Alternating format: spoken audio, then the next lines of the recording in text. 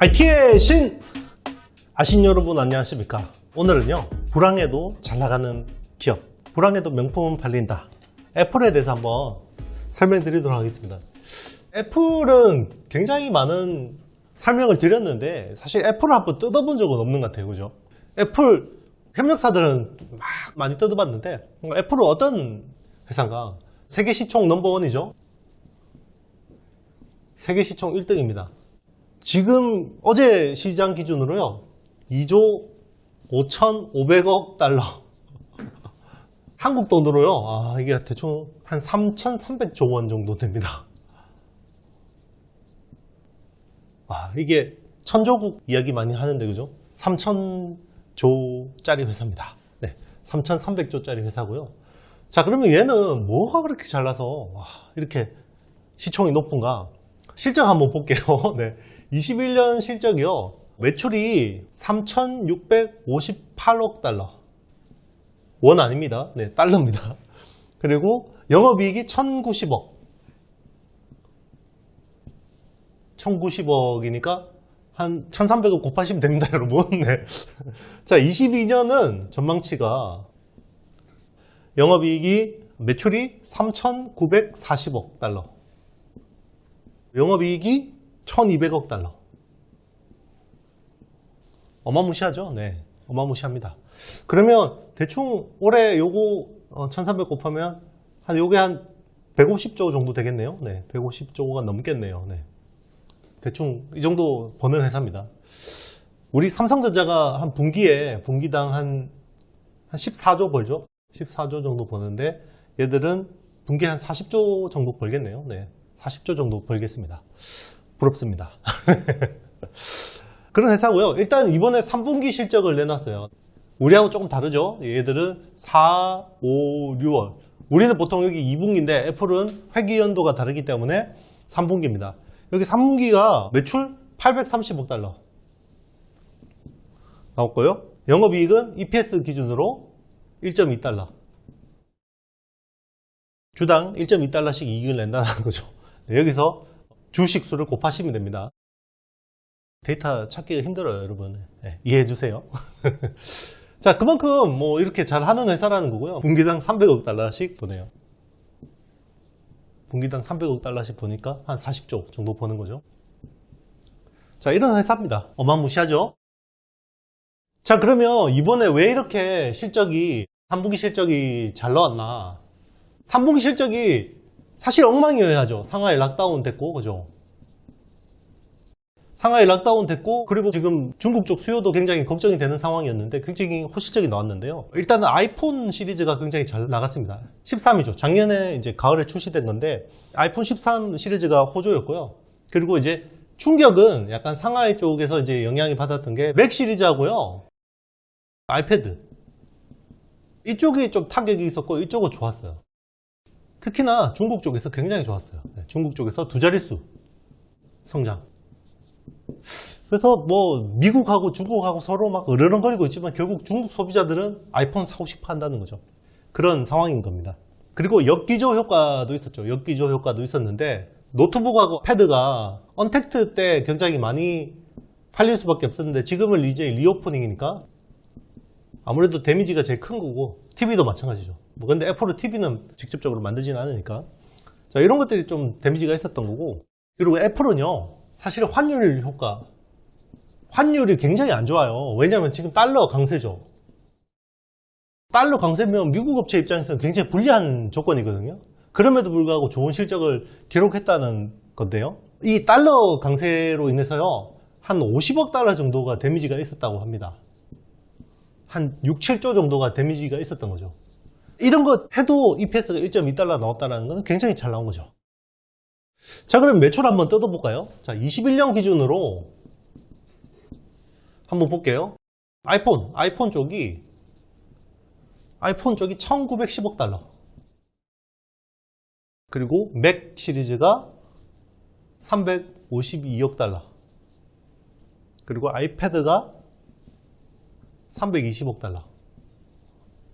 그리고 웨어러블, 우리 에어팟 같은 거 있죠? 웨어러블 등 이런 것들이 애플워치도 있고 이게 384억 달러. 그리고 서비스, 앱스토어, 그죠? 앱스토어 같은 데서 콘텐츠 팔고 이런 것들이 684억 달러. 자, 그럼 비중으로 보면요. 아이폰이 한 52% 정도 됩니다. 그리고 맥이 한 10%, 아이패드가 한 9%, 그리고 웨어러블이 벌써 한 10%까지 올랐네요. 그리고 서비스가 19%. 그리고 YOY 성장률로 보면 대충 20%에서 30%씩 꾸준하게 나옵니다. 세계 최고의 시총이 될 만하죠. 이런 안정적인 사업 포트폴리오와 환율 강세에도 불구하고 이렇게 수출을 잘한다는 것은 명품이죠. 자, 그러면 우리 항상 애플 쪽에서 나오는 거죠. 애플 수혜주 한번 볼게요. 국내에서 보면요, 뻔합니다. LG 이노텍, 그리고 BH, 그리고 자화전자. 이 정도가 저는 가장 어떻게 보면 수혜폭이 큰 회사라고 보시면 되는데요. 사실은 EQ가 원래는 약간 비수기입니다. 그죠? 애플 쪽 서플라이 체인은 EQ가 비수기거든요. 근데 이번에 업체들 보면 이 비수기 영향이 없었어요. 거의 성수기만큼 이익이 나왔습니다. 그만큼 SCM이 바뀌면서 한국 공급망의 위상이 올라가고 있다는 거죠. 특히나 카메라 쪽은 그죠. 지금은 거의 이노텍을 대체할 회사가 생각이 안 나는 경우죠. 원래는 오필름, 중국의 오필름인데 얘는 아동공 채용 때문에 ESG 때문에 아웃됐죠. 그리고 샤프라는 데가 있죠. 샤프는 일본 회사인데 대만 호나이 그룹이 인수했죠. 그래서 사실은 뭐 대만 회사라고도 볼 수가 있는 건데요. 여기가 이제 수율이 안 나옵니다. 원래 품질의 일본인데 수율이 잘 안 나오죠. 그러다 보니까 이제 이노텍이 점점 더 역할이 계속 커질 수밖에 없고, 그러다 보니까 이제 카메라 모듈은 계속 이노텍이 계속 많이 받아갈 수밖에 없는 상황이죠.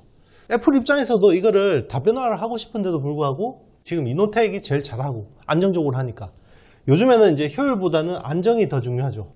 안정 쪽에 무게를 중심을 두는 상황이기 때문에 이노텍을 앞으로도 더 키울 수밖에 없다라는 게 이제 지금 그림인 거고요. 그리고 BH 같은 경우는 BH는 RFPCB라는 걸 납품하죠. 주로 이제 디스플레이, OLED 디스플레이 후공정 패널에 드는 거죠. 이쪽에 쓰이는 건데, 뭐 보통 DDI 같은 거 이제 연결할 때 쓰이는 PCB죠. FPCB인데, 자, 여기에 원래는 이제 인터플렉스도 있었고, 삼성전기도 있었고, 여러 업체들이 있었는데, 대덕전자도 있고, 이런 업체들이 점점 축소를 하고 있습니다. 그죠? 왜냐면 이쪽이 사이클이 있다 보니까 막 안 좋을 때는 너무 안 좋으니까 다 축소를 했죠. 그러니까 가만히 남아있던 얘가 제일 잘하니까 계속 좋아지는 거죠. 물량 몰아주기가 되는 거죠. 몰아주기가 되는 거고. 그러다 보니까 계속 좋게 나오는 거죠. 특히나 이제 엔드 유저가 애플이다 보니까 이제 삼성 디스플레이를 통해서 이제 애플 쪽에 들어가는데 얘는 뭐 사고도 잘 안 치고, 그죠? 예전에 인터플렉스 같은 경우는 이제 품질 이슈가 있었죠. 사고도 안 치고 계속 잘 만드니까 안정, 그죠? 안전하다는 거죠. 애플 입장에서는 얘가. 그러다 보니까 이쪽에 계속 물량을 많이 줄 수밖에 없겠죠. 그리고 BH 같은 경우는 최근에 이제 전기차 충전 이런 쪽으로도 이제 사업 열심히 하고 있고, 5G 안테나 쪽 이런 쪽도 계속 신규 사업에 대한 가시화들이 나오고 있죠. 그리고 폴더블 폰 쪽 계속 신규 사업을 키우고 있습니다. 자회사 DKT도 굉장히 괜찮죠. 자회사 DKT도 굉장히 주목해서 볼만하다. 이런 회사들은 키 PBA 같은 거, FPCB에다가 SMT를 치는 거죠. 부품을. 이런 것들을 하는 회사인데 잘 하고 있습니다. 최근에 애플 서플라이 체인 쪽에서 좀 주목할 만한 회사는 자화전자죠. 여기는 카메라 모듈에 쓰이는 오토포커스 액추에이터를 하죠. 이게 굉장히 중요한 부품인데 원래 애플 같은 경우는 VCM 방식을 씁니다. 보이스 코일 모터라는 스프링 방식이라고 하는데요. 자, 이게 지금은 볼 가이드 방식으로 바뀌고 있죠. 요거 원래 볼 가이드라는 거는 이제 삼성 쪽의 기술이었죠. 삼성 쪽. 그런데 애플도 이쪽을 쓸 수밖에 없는 게 결국 폴디드 줌 때문에 볼 가이드 방식으로 바꾸고 있고 자화전자를 끌어들였죠. 원래 자화전자는 삼성 쪽에 AF 액추에이터를 하던 회사였는데 지금은 이제 거의 애플 쪽으로 갈아탔죠. 그래서 최근에 이제 구미에 전용 라인을 깔고 굉장히 열심히 하고 있습니다. 아마 폴디드 줌은 아이폰 14 모델에 한 개 정도 들어갈 걸로 예상이 되고 있습니다. 그래서 자화전자는 굉장히 최근에 주목받는 애플 쪽 벤더다라는 겁니다. 애플이 마케팅 포인트로 쓸 수밖에 없는 마케팅 포인트가 될 폴디드 줌 쪽의 주요 업체고, 원래 이거를 또 LG 이노텍도 하고 싶어 하는데 아마 요 또 수율 차이가, 이노텍이 카메라 모듈은 잘하는데 AF 액추에이터 쪽은 아마 자화전자한테 좀 밀리는 이런 상황인 것 같습니다. 자, 여러분 즐거운 Q&A 시간입니다. 노부님이 남겨주셨어요. 자회사 수직 계열화가 포고핀 수작업의 대응력을 어떻게 높일 수 있죠? 그냥 인력이 그만큼 늘어난 거에 초점을 맞추면 되는 건가요? 라고 말씀하셨어요. 제가 그 소켓 쪽 이야기하면서, 소켓은 이제 파이널 테스트 쪽에서 쓰는 거죠. 이게 포고핀 타입 있죠? 네, 포고핀 타입이 있고, 여기 이제 실리콘 러버가 있습니다. 역사를 보면 포고핀은 한 40년이 넘었어요. 40년 이상 된 아주 오래된 기술이고요. 실리콘 러버는 한 15년 정도 됐습니다. 그래서 비교적으로 이게 신기술인데, 그동안 이게 메모리 쪽에 주로 쓰였죠. 메모리 쪽에 주로 쓰였고, 포고핀은 아무래도 뭐 시스템 반도체 쪽으로 계속 쓰였죠. 기본적으로 놓고 보면 실리콘 러버가 포고핀보다 쌉니다. 포고핀이 한 두세 배 비싸요. 요거는 이제 AP를 기준으로 놓고 보면 두세 배 비싼데, 실리콘 러버는 그동안 그러면 왜 메모리만 썼냐? 얘는 대응이 늦어요. 대응력이 느리다라는 건요, 빨리빨리 만들어서 못 준다는 거죠. 자, 이 뭐 포고핀 같은 경우는 시스템 반도체가 만들어지면 막 밤샘 해서 엔지니어들이, 장인들이 한 땀 한 땀 해서 빨리빨리 만들어서 수작업이 많이 들어갑니다. 수작업이 많이 들어간다는 것은 대량 생산에서는 좀 불리하지만 대응은 굉장히 빠를 수가 있다는 거죠. 대응은 굉장히 좋을 수밖에 없다는 거죠. 근데 실리콘 러버 같은 경우는 대응력이 느려요. 그런데 이제 대량 생산은 굉장히 유리하죠. 요 게임의 룰을 바꿔버린 회사가 약간 TSE라는 회사인데요. TSE는 이런 것들을 대응력을 어떻게 높였냐면 수직 계열화, 부품 수직 계열화를 통해서 이걸 높였고, 그리고 엔지니어들 대응력, 엔지니어 수가 늘었겠죠. 네, 엔지니어 수가 많이 늘었습니다. 이런 걸 통해서 대응을 높였다는 거고요. 쉽게 이야기하면 이런 거예요. 포고핀 같은 경우는 수작업을 하는데 여기 또 여러 가지 소모품들이 필요할 거 아니에요. 핀 같은 거. 그래서 리노 공업이 리노 핀을 직접 하는 겁니다. 제일 중요한 부품이기 때문에.